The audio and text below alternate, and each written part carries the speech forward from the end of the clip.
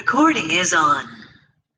Bien, bueno, vamos a empezar la clase de hoy para continuar y finalizar con el capítulo de cálculo en campos vectoriales. Hoy vamos a hacer un repaso, un seguimiento de la guía de cursada desde el punto 5, que es más o menos donde dejamos en la clase del jueves pasado, para empezar a ver ya específicamente el manejo de campos vectoriales, sobre todo las derivadas de los campos vectoriales. En la clase del jueves anterior nosotros habíamos visto más bien conceptualmente qué es un campo vectorial, o sea, qué significaba, cómo se representaba de alguna manera en el espacio, qué interpretación gráfica tenía, a qué propiedades o elementos de determinadas magnitudes hacía referencia. Hoy lo que vamos a hacer es trabajar sobre las funciones vectoriales, más específicamente desde el punto de vista analítico. Un punto que los campos vectoriales nos permiten abordar es la representación de curvas y superficies en el espacio, que con otro tipo de operadores matemáticos no las podemos representar con tanta precisión. El punto 5 de la guía de cursada, curvas en el espacio, representación paramétrica, el objetivo, digamos, de este punto es ver cómo se usan las funciones vectoriales para representar curvas y superficies en el espacio. Tanto la representación de las curvas y de la superficie en el espacio nos van a permitir luego poder trabajar sobre el cálculo integral en funciones vectoriales. Y una curva en el espacio o una superficie en el espacio tiene una representación analítica en función de varias variables. Por ejemplo, una curva en el plano podría ser f de x igual a x cuadrado. Esa es una curva en el plano.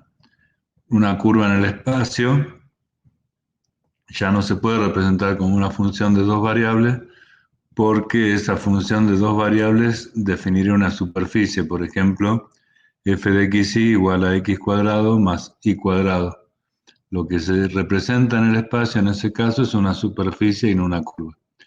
Pero si intersectamos esa superficie x cuadrado más y cuadrado con otra superficie, por ejemplo x igual a y, o x menos y igual a 0, ahí sí queda definida una curva en el espacio. Esa curva en el espacio se puede definir como la intersección entre dos superficies o bien más fácilmente a través de un vector que la recorre.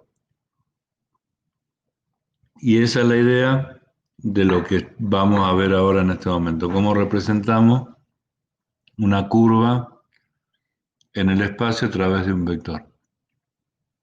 Entonces, en este punto lo que hay en la figura 3 dibujado es específicamente una curva C que intenta mostrarse como una curva en el espacio. Por eso hay una referencia de tres ejes cartesianos y la curva es como que no pertenece a ninguno de los tres planos que se forman a través de esos ejes. En el espacio, esta curva define una trayectoria o un camino que se podría representar, como les decía, analíticamente por la intersección de dos superficies, o más sencillamente por el desplazamiento de un vector r de t, que tiene como punto de referencia el origen o punto de aplicación el origen, y su extremo recorre la curva en toda su longitud. Si nosotros logramos encontrar un vector r que describa esa curva, la curva se podría representar vectorialmente a través de un vector. Por supuesto, ese vector no está estático, o sea, no está siempre quieto en un punto, sino que se tiene que mover al menos entre dos puntos de la curva, uno inicial y uno final. Y esa movilidad la da una variable independiente, que en este caso en la fórmula número 10 la llamamos t. Si ustedes se fijan, el vector r de t, tiene componentes en los ejes x, y z. Y esas componentes dependen de un parámetro t. Ese parámetro t varía entre dos límites de un determinado intervalo. Y a medida que cambia el valor de t, cambian simultáneamente los valores de x, de y de z en las componentes del vector. X, y z son tres funciones cualesquiera de t. Alguna puede ser constante, otras variables, cualquier función. La cuestión es que en cada punto X y Z vayan describiendo la curva. ¿Van siguiendo hasta ahí el razonamiento, chicos?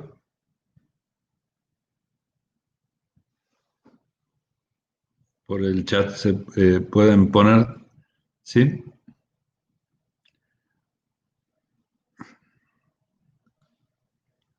Bueno, el, la expresión 10 es una expresión genérica para un vector que representa una curva cualquiera en el espacio. Ahí es como que la figura 3 está dividida en dos partes. La parte de la derecha mantiene todo menos la curva C.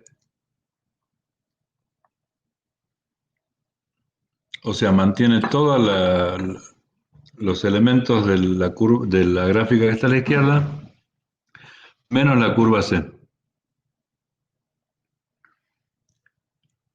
En lugar de la curva C hay una línea L, que es una recta, y un vector B, que justamente tiene una longitud equivalente a un segmento perteneciente a la recta L. La recta L está dibujada en ese punto, en el extremo del vector r de t, de tal forma que sea tangente a la curva C en ese punto precisamente. Esa representación de la tangente para este gráfico nos va a servir para imaginar cómo vamos a hacer operaciones con curvas en el espacio a través de representaciones paramétricas de vectores. Esa figura, nos concentremos ahora en la primera parte de la figura, que es la curva que habíamos dicho que iba a estar representada por un vector. Y como vemos, para cada valor de la variable t corresponde un punto de la curva que va a estar dado por las ordenadas x, y z. Esta representación se llama representación vectorial porque se representa la curva a través de un vector, y paramétrica porque a su vez ese vector queda definido por el parámetro t. Eh,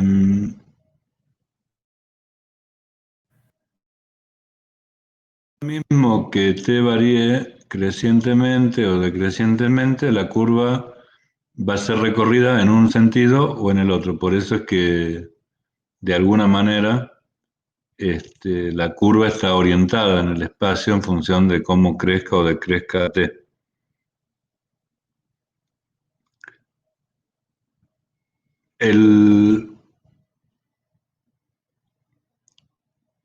Ahí después, bueno, tenemos los dos tipos de representación de la curva, eh, que es representarla como funciones de x, tanto ahí como a z, es una forma y la que ustedes más conocen es la intersección de dos superficies, que si conseguimos dos superficies que intersectadas en la curva C, se puede representar. Claramente la más sencilla, si nosotros podemos aprender a manejar vectores, es la representación vectorial paramétrica de una curva. Uno de los ejemplos que hay en la guía es cómo podemos aplicar la representación vectorial paramétrica para representar una hélice. Lo que está dibujado en el gráfico, en el gráfico que ven en la figura, es como si fuera una espira de un resorte, que describe una curva en el espacio. Si ustedes se fijan en el eje Y, el 0 está a la mitad aproximadamente, lo mismo que en el eje X, que las coordenadas están marcadas arriba. Entonces, el centro del plano XY estaría justo en el centro del círculo que formaría la proyección de esa hélice vista desde arriba, contra el plano XY. Esa curva tiene, bueno, muchas aplicaciones en la física, en la mecánica, en distintas disciplinas, y puede ser necesario conocer, supongamos, la longitud de una espira en función de la amplitud que tiene el resorte o el elemento del que se trate. Y para calcular ese tipo de propiedades de la curva, primero tenemos que tener una representación de la curva. Esa representación de la curva, en este caso, está mostrada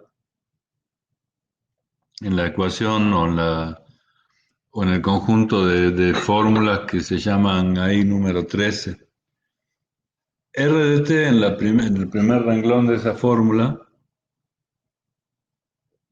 es el vector que representa a esa hélice. Y vamos a analizar las componentes de ese vector en X, en Y y en Z. Fíjense que si nos remitimos al plano XY, las componentes de ese vector serían A, que sería el radio de la circunferencia que describe la elipse vista desde arriba, por el coseno de t y A por el seno de t. Si eso se lo imaginan en el plano, lo que están haciendo para valores diferentes de t es describir una circunferencia, con centro en el origen y de radio A. O sea, si nos olvidamos de la tercer componente, C por T, que está en el dibujo, las dos primeras componentes, que serían para el vector R de T en el plano XY, las dos primeras componentes estarían reflejando el valor de X y el valor de Y.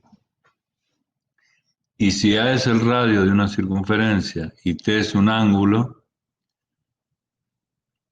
cuando aplicamos coseno y seno, nosotros vamos a tener la descripción de una circunferencia con centro en el origen y con radio A. ¿Se entiende esa parte de separar, digamos, de R de T de las tres componentes, analizar solamente las dos primeras y qué es lo que representarían?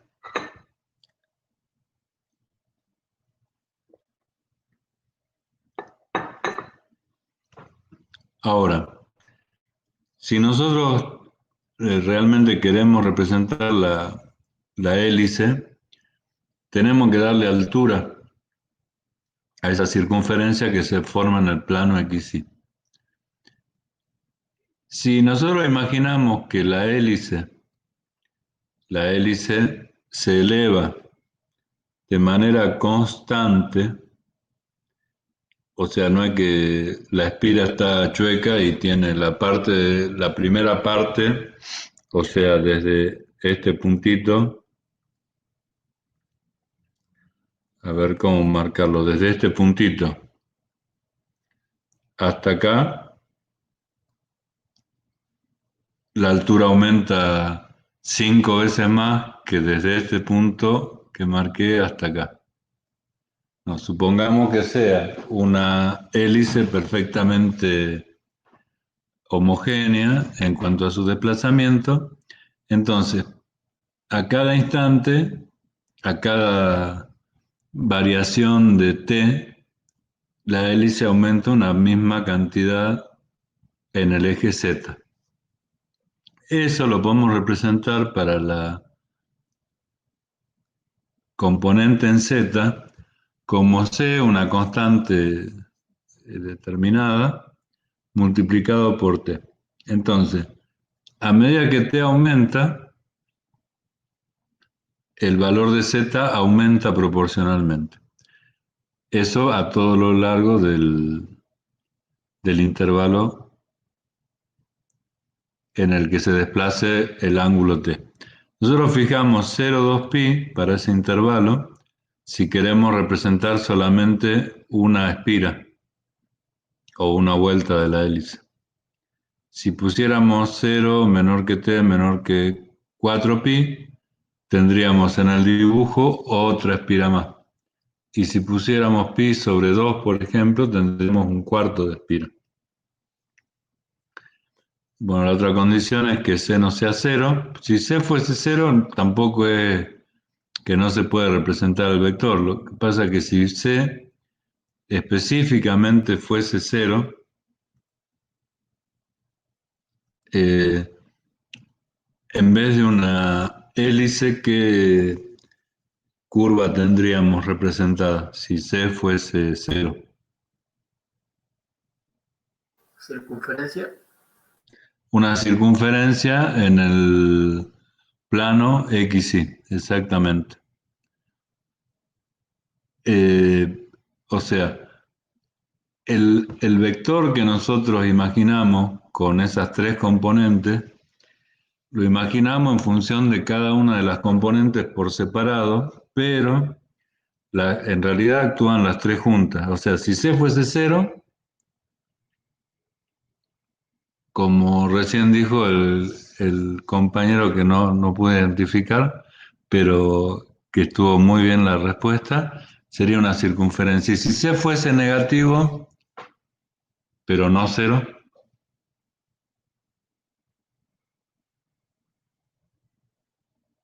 ¿qué dibujo o qué representación tendríamos?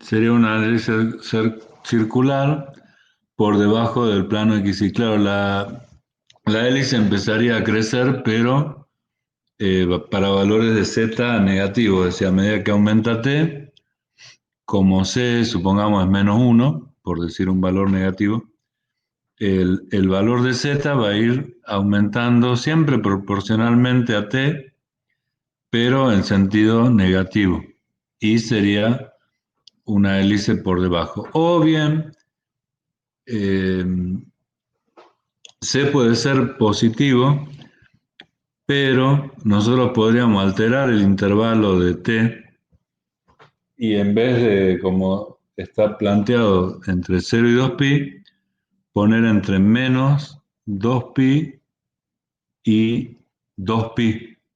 O sea, entre menos 2pi y más 2pi. En ese caso, ¿cuál sería el dibujo que se plantearía como resultado de la representación vectorial de la curva? Lo que está hay un reflejo debajo del plano XY. A ver, repetime por favor, lo que está...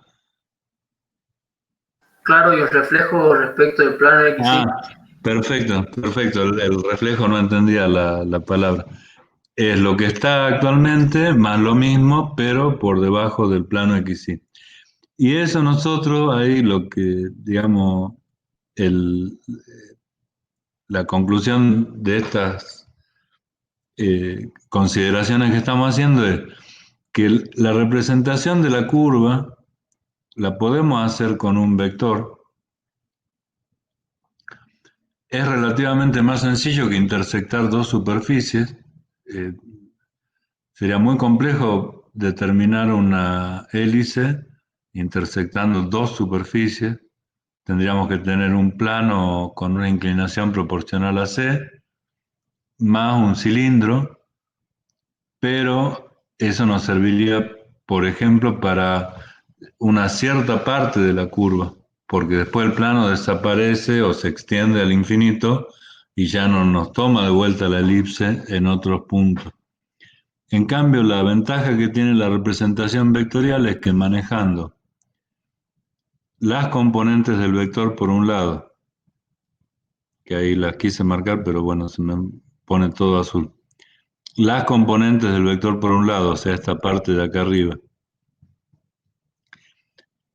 y el intervalo de la variable que usamos como parámetro, podemos hacer la curva que nosotros eh, consideremos necesaria para hacer un análisis de el comportamiento de un determinado proceso. Lo más que vamos a aplicar de representación de curva es para integrales de línea, que eso vamos a ver en la clase que viene, pero hay otras aplicaciones, como por ejemplo calcular longitudes de líneas o caminos que no se podrían calcular analíticamente si no las representamos vectorialmente. Por ejemplo, si ustedes me dicen la figura que nosotros recién tenemos, si estuviera solamente la circunferencia en el plano, el perímetro de esa circunferencia ustedes lo pueden calcular de alguna manera, por la fórmula o haciendo determinadas deducciones hasta encontrarlo. Eh, Pi por diámetro es una fórmula que ya está como naturalmente asumida, que nos da el perímetro de una circunferencia. Sin embargo, la longitud de la curva que nosotros tenemos dibujada ahí en el gráfico no es pi por diámetro.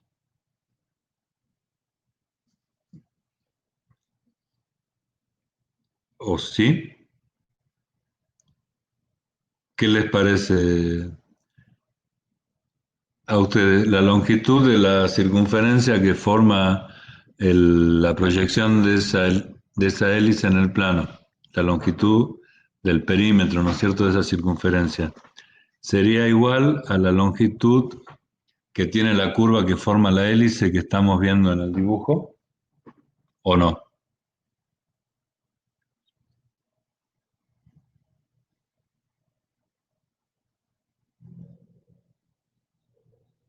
No, no, en realidad si imaginamos que fuese un hilo o un alambre, necesitaríamos más hilo para formar la hélice y menos para formar la circunferencia.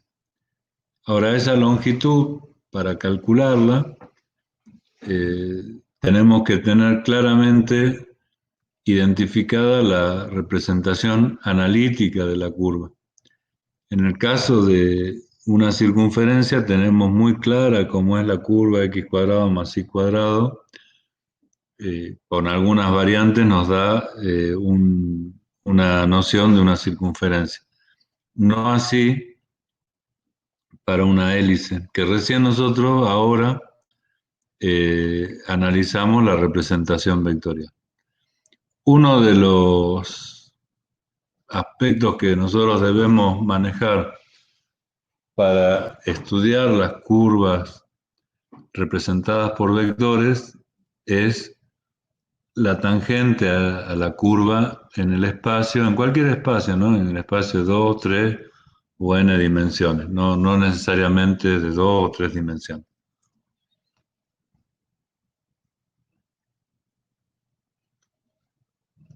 En la figura 5 Hay un dibujo que trata de explicar de alguna manera algo que vimos en la clase pasada muy por encima, de una forma un poquito más profunda. Es decir, R de t, este vector que está acá, es nuestra curva. Supongamos esta curva C que está acá, imaginen que sea la hélice que estábamos viendo recién en perspectiva en un sistema de ejes coordenados. Y R de t es el vector que la define, o sea que se va moviendo y va tocando para cada valor de t un punto de la curva C. Cuando t cambia,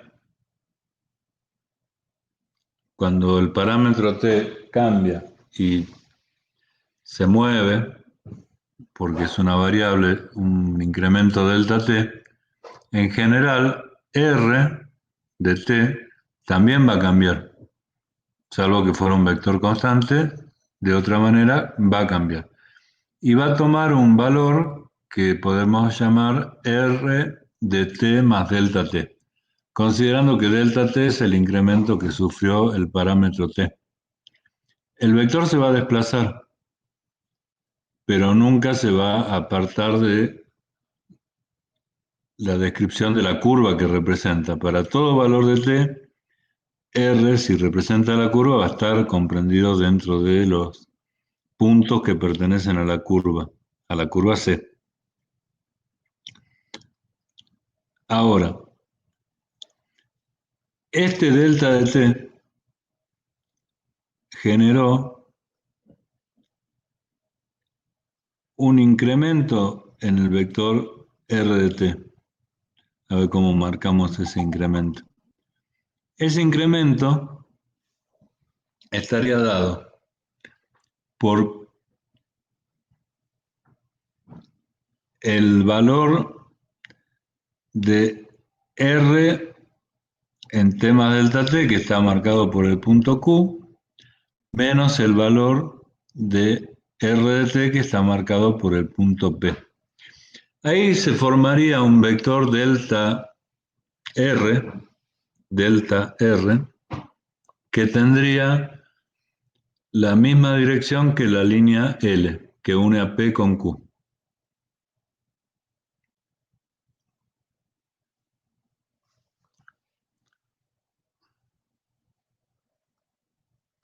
Eso lo pueden apreciar a partir del dibujito.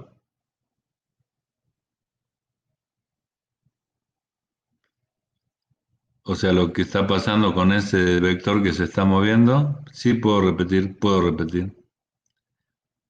Vamos a repetir. Estamos analizando esta figura. La curva C es una curva que está en general en el espacio. Acá está dibujada en el plano, pero en general en el espacio. Y para que la asociemos con lo que vimos recién, imagínense que estamos viendo una porción de la hélice que recién estaba dibujada en el espacio, en 3 dimensiones. Esa sería la curva C.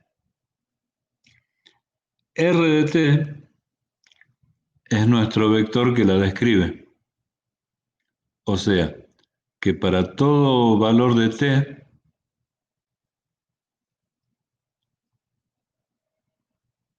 R de t toca un punto de la curva C. Algún punto, no puede R de t estar en otro lugar que en un punto de la curva C. Va a depender del valor de t y obviamente de la función R. Entonces, ahí entendemos lo que sería R de t en relación a la curva C que está dibujada ahí.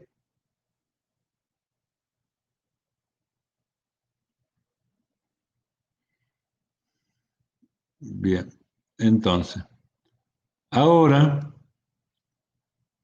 vamos a imaginar que T sufre un incremento. Ese incremento lo denominamos delta T. Si T sufre un incremento, R en general, y a menos que sea constante, va a cambiar. O sea, del lugar donde estaba antes R de T, en este punto P, va a pasar a un nuevo lugar R de T más delta T y va a definir otro punto diferente en la curva C, en este caso lo llamamos Q. O sea que hubo un cambio en la variable independiente T y ese cambio impactó en el vector R de T. Más allá de que haya impactado, por supuesto el vector R de T se mantiene describiendo la curva C, porque así está definido R de T como el vector que describe a la curva C. ¿Hasta ahí vamos bien?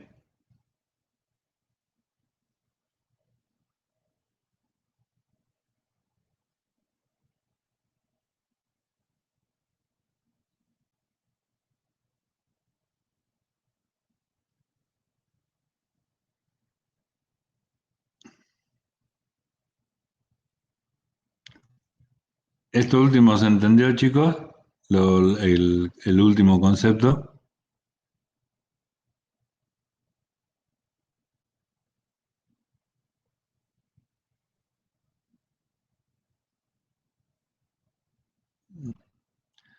Bien, gracias, Rocío. Vamos entonces. Si nosotros decimos que el vector R ocupa un punto Q, pero antes ocupaba un punto P, hay un cambio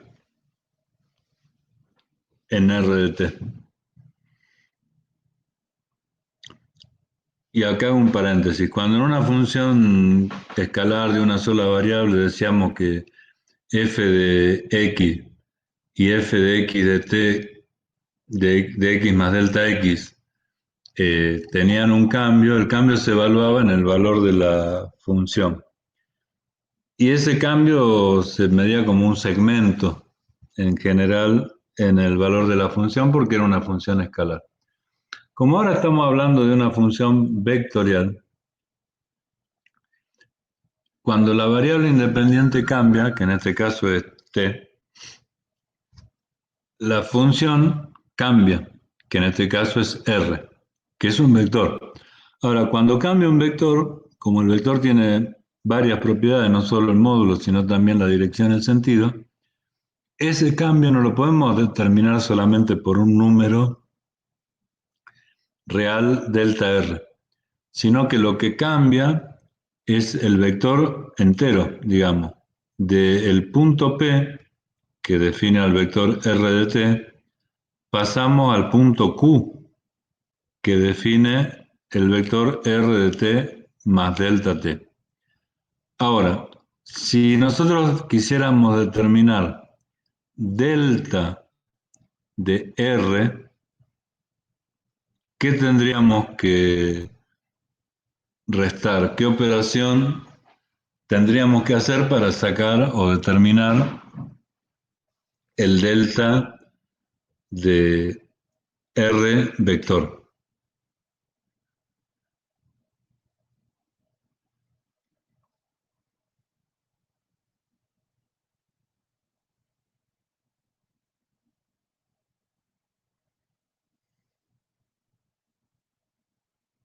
Pueden hablar, si no es difícil escribir por ahí. Levanten el micrófono como hizo Jonathan antes y hablen nomás.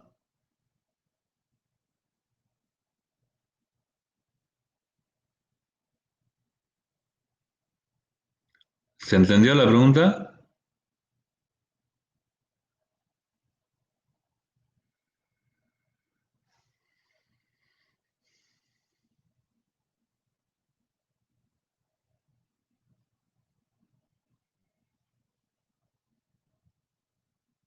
¿Cuál es la pregunta? Bien. ¿Cómo representarían ustedes?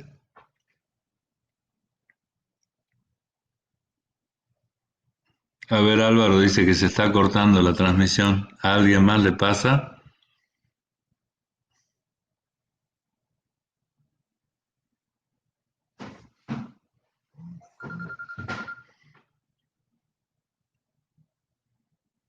A mí no. Bueno, apagá, dice. Bueno, este, la pregunta, repito la pregunta, volvamos a la cuestión que estamos viendo. La pregunta concreta es, en el gráfico que ustedes están viendo, está marcado un vector en el punto Q.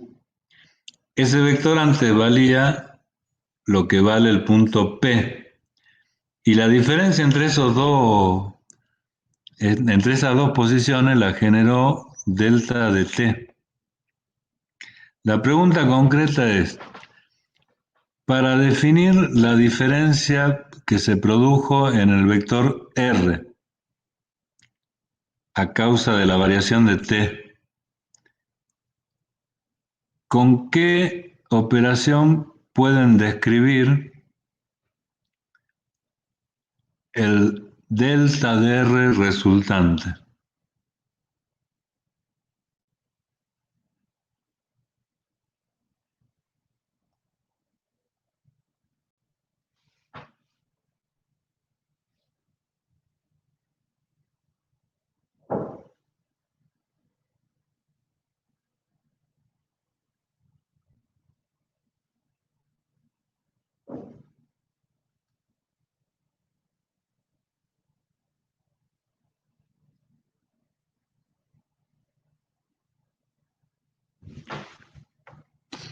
Una resta. Ahora, ¿qué es lo que lo que propone Jonathan es correcto, digamos, una resta? ¿Cómo lo hacíamos en las funciones de una sola variable cuando hablábamos de incremento de la función? Ahora, ¿qué es lo que restaríamos en este caso concretamente?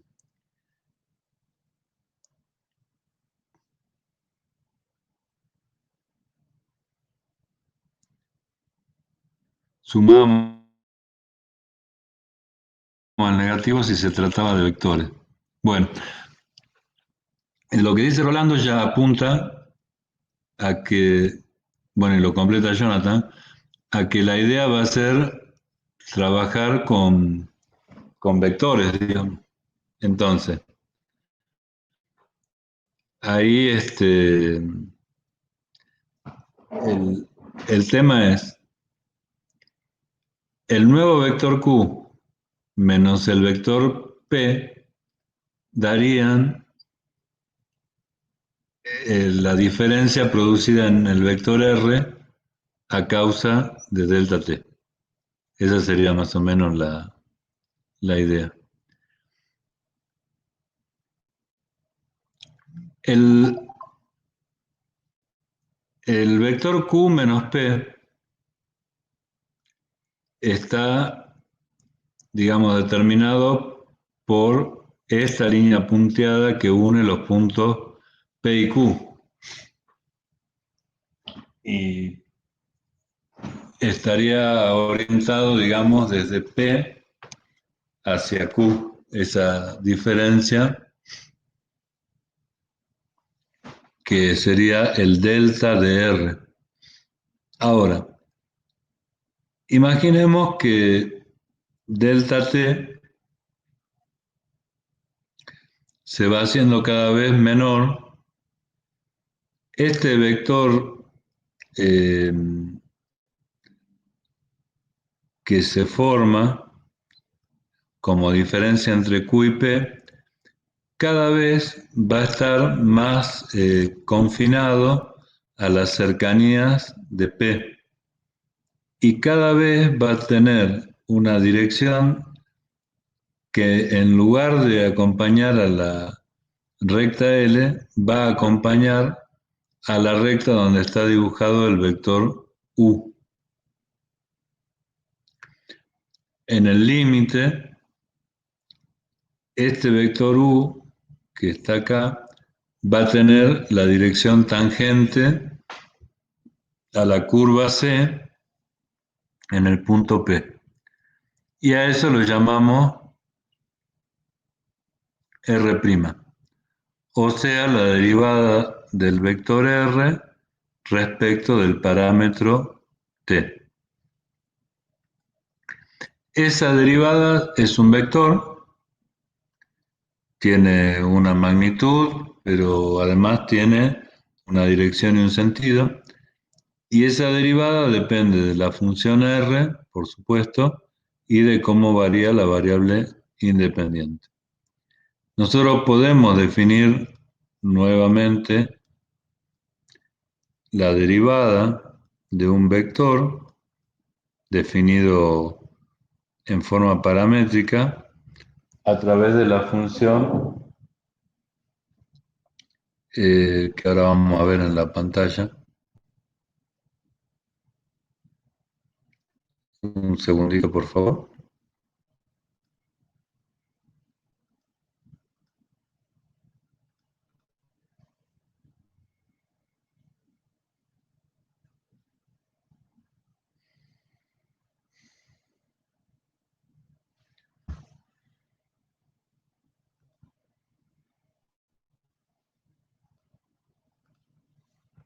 Un minutito, por favor, chicos.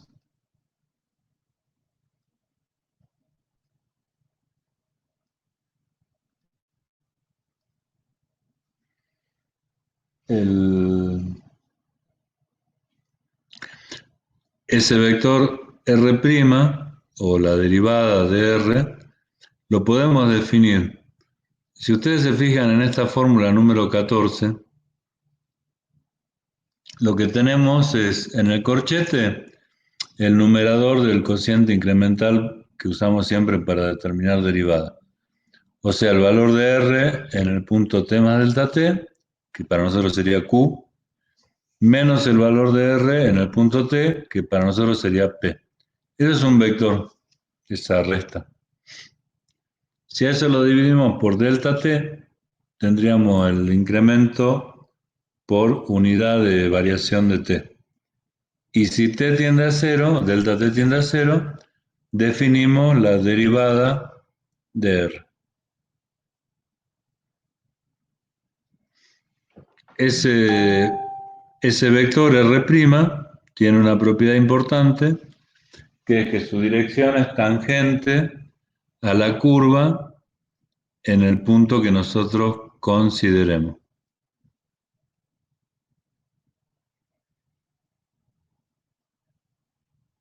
¿Se entendió esta parte?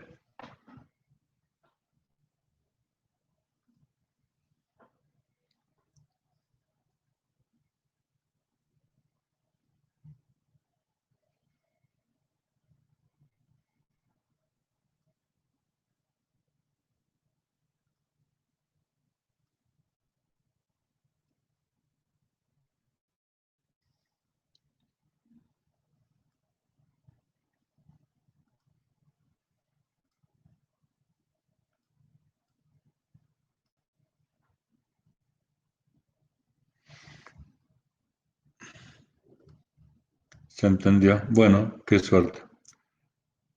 Porque ahora,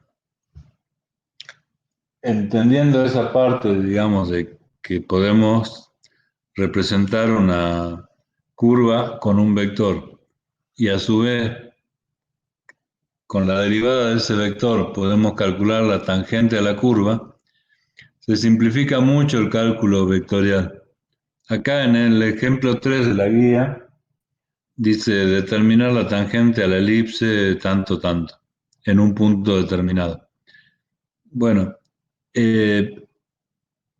nosotros podemos determinar la tangente a la elipse calculando a y como una función de x. Despejamos y, podemos interpretar que como el punto en que se nos pide la tangente es un punto que está en el primer cuadrante, raíz de 2 y 1 sobre raíz de 2, podríamos tomar la parte positiva de la raíz de y, de la expresión que nos da y como raíz de 1 menos un cuarto de x al cuadrado, y derivar y encontrar la derivada que sería la pendiente de la tangente. O bien poner la elipse en términos de vector, como está desarrollado en el ejemplo, en la expresión 17, y r de t, como está planteado en esta representación vectorial, define a la elipse. El vector tangente es r' de t, ¿y cómo calculamos r' de t? Si para nosotros r de t es 2 coseno de en el versor y seno en el versor j, r' de t se calcula directamente derivando cada una de las componentes. La derivada de coseno de t es menos seno de t, y la derivada de seno de t es coseno de t. Ese r' lo determinamos derivando simplemente la función vectorial. Ahora, esto, como se los acabo de explicar, es sumamente rápido, pero sumamente importante. Entonces, este ejemplo 3, que es un ejemplo muy sencillo, nos debería permitir interpretar bien cómo manejamos las representaciones vectoriales y las propiedades del vector que representa una curva. Vamos a retomar el ejemplo 3 y hay una ecuación que dice 1/4 de x al cuadrado más y cuadrado igual a 1. Esa es una ecuación de una elipse. ¿Por qué? Bueno, porque si nosotros despejamos y graficamos, vamos a ver que la tabla de valores nos lleva a dibujar una elipse, que en este caso, bueno, va a tener una determinada forma, digamos, en particular. Supongamos que el 1/4 y el 1, que son los coeficientes de x cuadrado y cuadrado, fueran distintos, la elipse sería otra. Pero en términos generales, a por x cuadrado más b por y cuadrado igual a c es una elipse.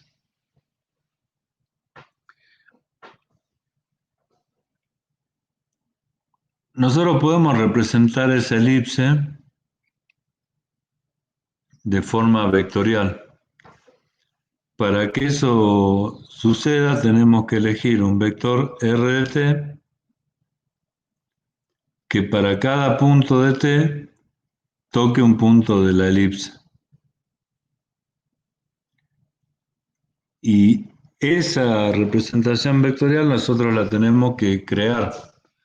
No viene establecida por una tabla ni por un manual, sino que nosotros tenemos que imaginarnos o dibujar directamente la elipse y ver el vector cómo se debe desplazar para tocar todos los puntos de la elipse. Ahí en la representación vectorial usamos 2 coseno de t en i y seno de t en j. Eso es bueno porque los radios para x y para y son diferentes para esta elipse en particular. En el ejemplo no se ha puesto, se omitió erróneamente el intervalo de variación de t, cosa que también es importante. En este caso t va entre 0 y 2pi para representar a toda la elipse completa. Una vez que nosotros tenemos la verificación de que para cada valor de t la fórmula r de t igual a 2 coseno de t en i y seno de t en j nos representan la elipse que está propuesta, digamos, para resolver, la derivada de r, que surge de derivar ambas componentes respecto de t, nos da un vector que siempre es tangente a la elipse, en todos los puntos en donde la elipse tiene valores.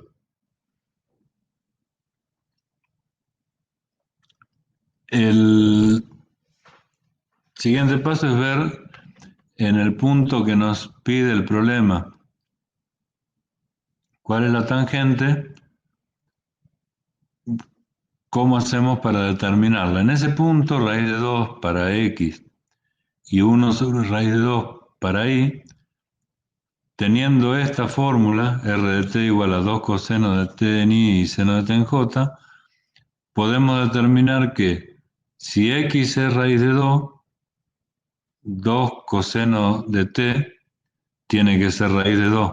Entonces t tiene que ser pi sobre 4, para que 2 coseno de pi sobre 4 sea raíz de 2. Y de la misma forma, seno de t tiene que ser 1 sobre raíz de 2, en este caso seno de pi sobre 4 es 1 sobre raíz de 2. Quiere decir que el punto t que corresponde al punto P es pi sobre 4.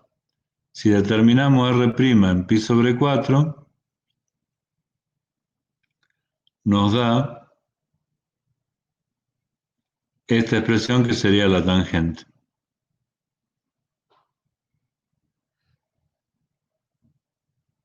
Entonces, nosotros ahí lo que tenemos es el vector tangente a la elipse en el punto raíz de 2, 1 sobre raíz de 2. Si tomamos el vector R'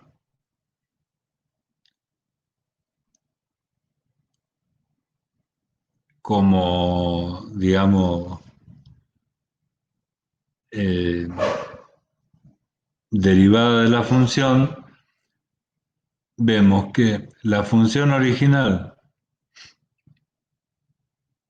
que en ese punto es raíz de 2 y esta que está acá, ¿no es cierto? Y 1 sobre raíz de 2 en j, esta que está acá, más un delta de esa derivada, sería como un pequeño segmento que de alguna manera hace lineal esa elipse en ese punto. Esta última parte no se compliquen tanto. Lo importante es que nosotros, representando vectorialmente la elipse, podemos calcular o determinar el vector tangente a la curva en ese punto. Ahora vuelvo a chatear con ustedes o a preguntarles si entendieron o no, pero antes de eso, y que está muy relacionado con lo que acabamos de ver, vamos a definir el concepto de gradiente de un campo escalar. Volvemos a campo escalar por un momento a las funciones reales de varias variables y vamos a definir un vector que es un operador específico de todos los campos escalares que se llama gradiente, que es un vector que se forma de la siguiente manera. Cada componente del vector es la derivada parcial del campo escalar respecto de una de las variables independientes. Supongamos que el campo escalar tiene dos variables independientes, x e y.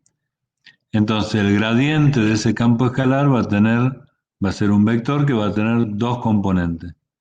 Una componente en el versor y otra componente en el versor j. Y cada componente va a ser la derivada parcial de la función o campo escalar respecto de la primera variable independiente. Por eso la expresión genérica para el gradiente de un campo escalar es la de un vector cuyos versores son simbólicamente 1, e2, e sub n, y en cada una de las componentes está la derivada parcial respecto de cada una de las variables independientes.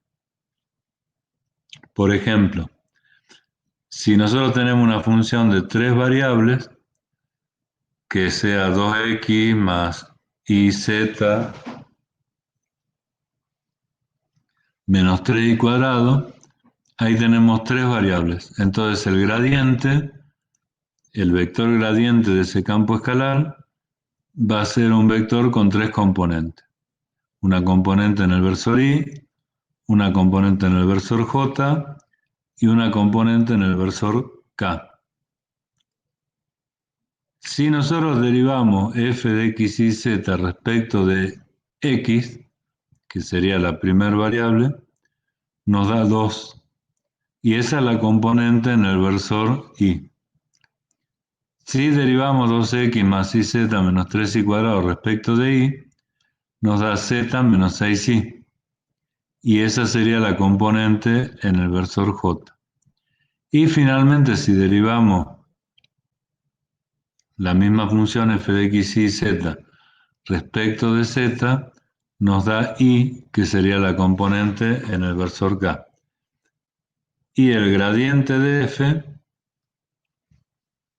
es directamente el vector que surge de esas tres componentes que son las tres derivadas parciales. El vector gradiente nos permite completar el estudio que hicimos de los campos escalares en cuanto a derivadas parciales con el nuevo concepto de derivada direccional. O sea, a veces cuando nosotros analizamos un campo escalar, nos interesa saber qué pasa con ese campo cuando varía x manteniendo las otras variables constantes. O qué pasa cuando varía y manteniendo las otras variables constantes. Si todas las variables varían, el campo escalar también varía, pero no podemos determinarlo a través de una de las derivadas parciales o sumarlas en forma directa porque no se cumple, digamos, que la suma de las derivadas parciales sea la derivada total, no existe esa propiedad. Si en cambio podemos encontrar direcciones dentro del dominio respecto de las cuales vamos a derivar direcciones que incluyan variaciones de x, variaciones de y o de todas las variables que intervengan. Eso es el concepto de derivada direccional, es decir, cuando un campo escalar varía no en la dirección de x solamente o no en la dirección de y solamente, sino en la dirección de un vector. Y acá interviene el concepto del vector gradiente, que como vimos recién era la suma, era un vector cuyas componentes eran las derivadas parciales de la función. Hay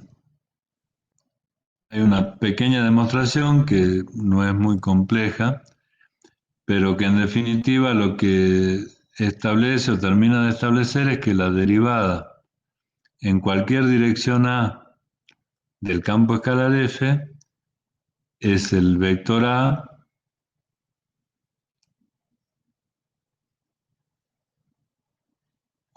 hecho unitario, o sea, dividido por su propio módulo, multiplicado por el vector gradiente de F. Ahora volvemos al chat a ver dónde los perdí. Hay una pregunta de Álvaro. ¿Cómo determinó que esa función R de t se corresponde con la elipse? Bueno, en realidad se determina para cada caso prácticamente. O sea, para determinar que la representación vectorial corresponde con una función analítica en x, y, lo que se hace es proponer un vector. Por ejemplo, de la elipse nosotros podemos imaginar que es un círculo o una circunferencia. Si en vez de un cuarto por x cuadrado más y cuadrado hubiera dicho x cuadrado más y cuadrado igual a 1, ahí era una circunferencia. Y para establecer una representación vectorial de esa circunferencia, tenemos que dibujar la circunferencia, que en ese caso, bueno, tendría centro en donde si fuera, supongamos, x cuadrado más y cuadrado igual a 1. Sería una circunferencia con centro en donde.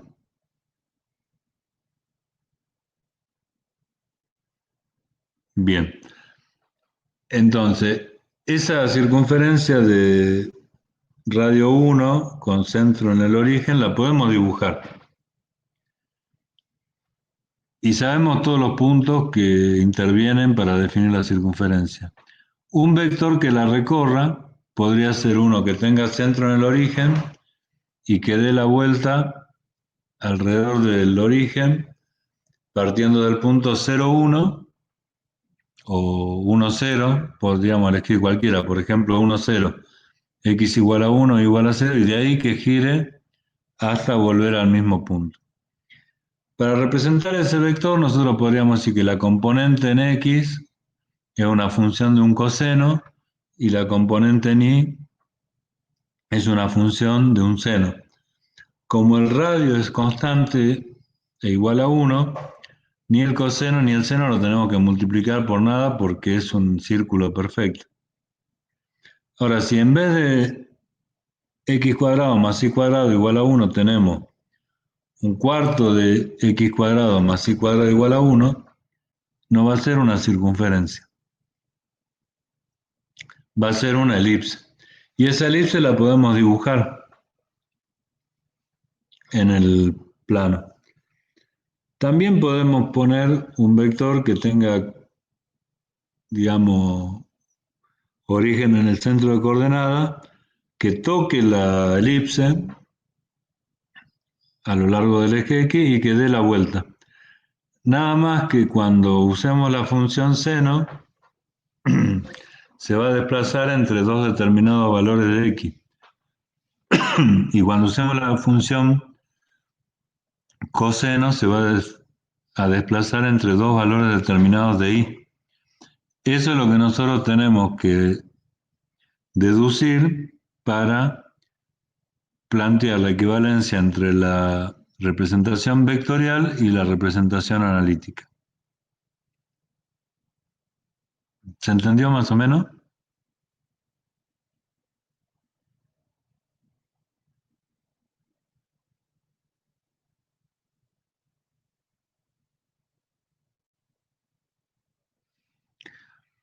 Ahora, respecto a lo que vimos al último, al concepto de gradiente, yo le tengo que decir que cualquier campo escalar tiene un gradiente, porque el gradiente se define como un vector cuyas componentes son las derivadas del campo escalar respecto de cada una de las variables. O sea, si yo tengo el campo escalar x cuadrado más y cuadrado, hay dos variables que son x e y. Entonces el vector gradiente va a tener dos componentes, una en el versor y otra en el versor j. La componente en el versor y va a ser la derivada del campo escalar respecto de x, que en este caso sería 2x. Y la derivada del campo escalar respecto de y, que sería 2y, sería su componente en el versor j. Eso por definición es el gradiente de un campo escalar, que se puede determinar siempre que el campo escalar obviamente sea derivable. Las propiedades que tiene el gradiente en relación a las derivadas de los campos escalares son importantes. ¿Por qué? Porque el gradiente combina las derivadas parciales de la función en un vector que tiene una determinada dirección. La máxima derivada direccional de una función escalar o de un campo escalar se produce en la dirección del vector gradiente, porque es el que combina todas las derivadas parciales. Cualquier otra dirección va a generar en el campo escalar una derivada direccional de menor magnitud que la derivada direccional que se produce en la dirección del vector gradiente. Ahí lo que ustedes tienen que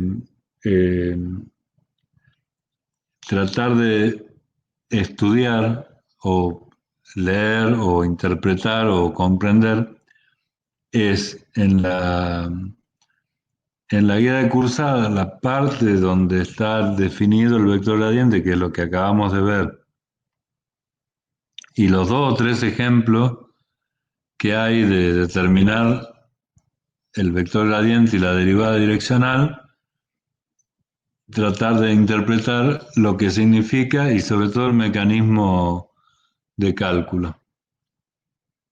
Nosotros cuando vemos una derivada parcial, como vimos cuando estudiamos el capítulo 5 y el capítulo 6, vemos qué pasa cuando varía una sola variable. En la práctica varía más de una variable. Y esa variación de todas las variables al mismo tiempo es como que si cada variable varía de manera diferente, podemos representar un vector que contemple en cada componente la variación de cada variable. Si son 2 variables, el vector va a estar en el plano. Si son 3, en el espacio, y así sucesivamente.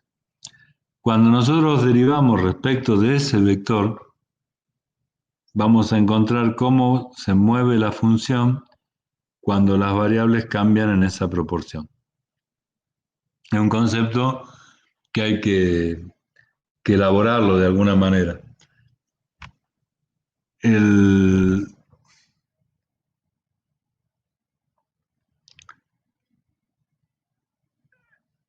gradiente tiene muchas propiedades. Nosotros en este curso el gradiente lo entendemos como una herramienta para calcular derivadas direccionales. En eso es donde nosotros pedimos que ustedes se concentren, o sea, la vinculación del gradiente con la derivada direccional, que son la mayor parte de los ejercicios que van a hacer.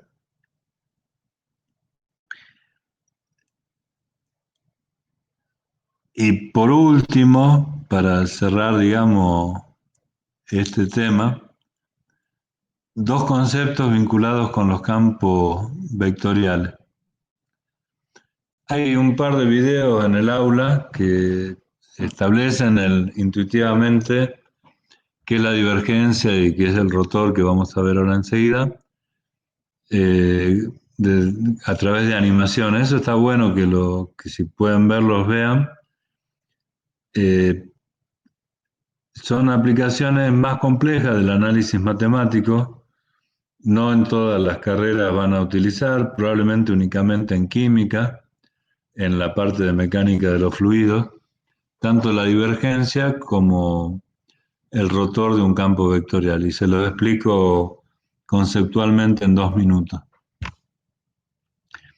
La divergencia de un campo vectorial vimos nosotros que son vectores que están puestos en el espacio de distintas magnitudes y sentidos. Puede ser un flujo de un fluido, puede ser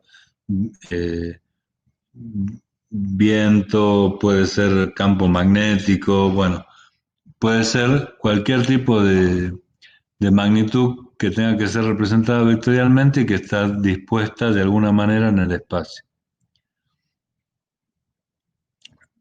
Cuando nosotros hablamos de divergencia de un campo vectorial, imaginemos un flujo de agua por una cañería que se mantiene constante en todo lo largo de una cañería recta, cilíndrica y sin ninguna imperfección. Ese flujo es perfectamente laminar. Decimos que el flujo tiene una divergencia 0. O sea, no se pierde ningún vector del campo vectorial, ni cambia de dirección, ni se mueve, ni altera, digamos, el comportamiento del campo vectorial. Cuando la divergencia no es 0, hay perturbaciones y el campo vectorial no es estable. Hay formas de determinar la divergencia de campo vectorial. Y en el mismo sentido, el concepto de rotor de un campo vectorial.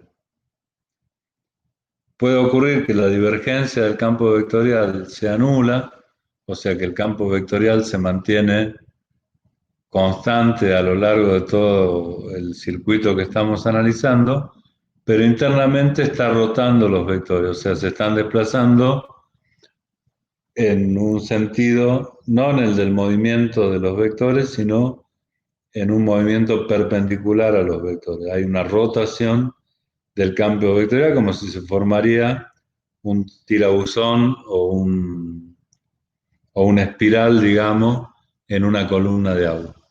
El agua sigue fluyendo, pero hay un espiral. Vuelvo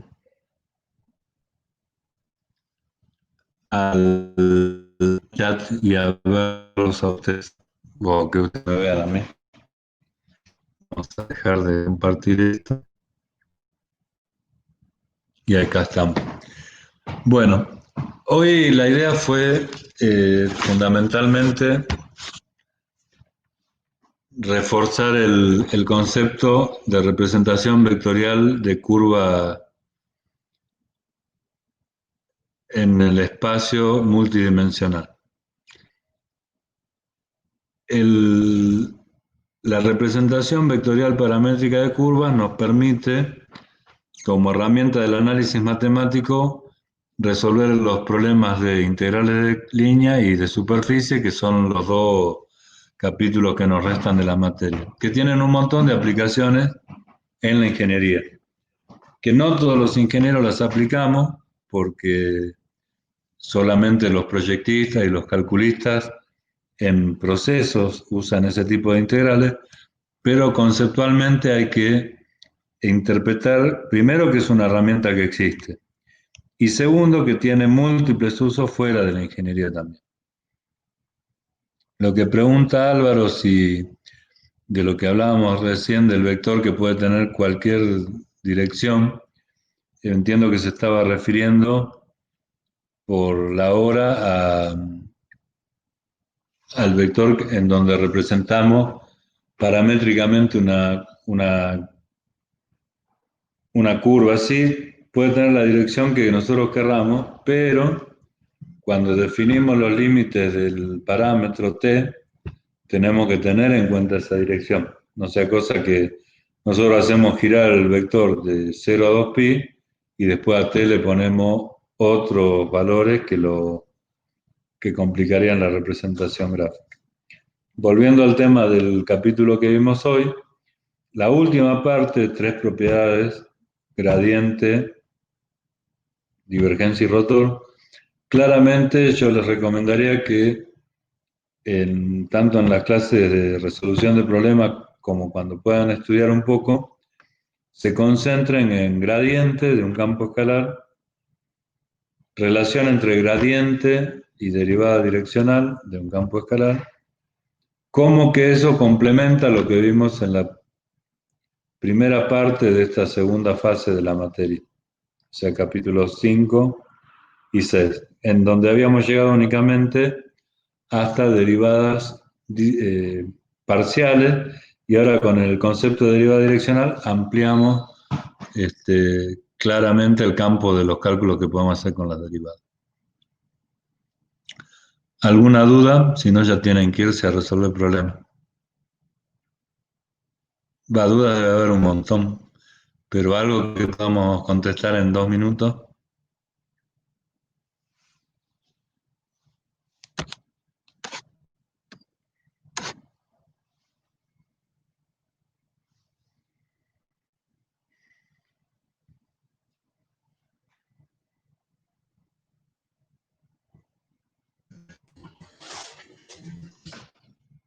Sí, Álvaro.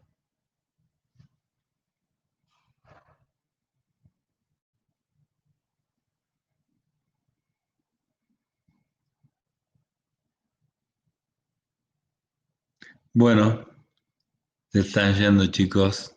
Muchísimas gracias por acompañar y mucha suerte. Nos vemos en la próxima.